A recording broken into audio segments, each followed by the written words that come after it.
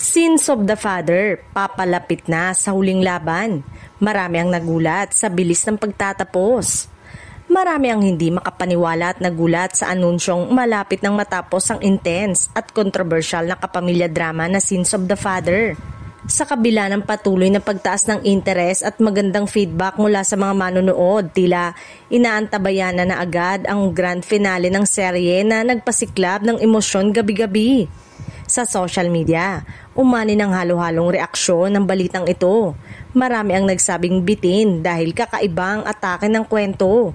Habang ang iba naman ay inaasahan ng isang matinding pagtatapos na magbubunyag ng lahat ng sekreto at maghahatid ng katarungan sa mga pinahirapan. Ang Sins of the Father ay kilala sa madidilim ngunit makabuluhang tema nito. Kwento ng kasalanan, paghihiganti at pag-ibig na sinubok ng panahon. Sa bawat eksena, nadarama ng mga manunood ang bigat ng mga desisyong kailangang pagbayaran ng bawat karakter. Ngayon, habang papalapit ang huling mga linggo ng palabas, inaasahan na mas titindi pa ang banggaan sa pagitan ng mga pangunahing karakter.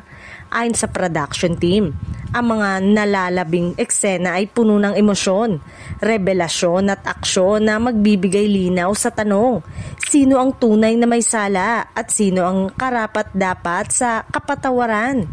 Sa mga loyal na sumusubaybay mula umpisa, ito na ang pinakahihintay na huling laban para sa katarungan.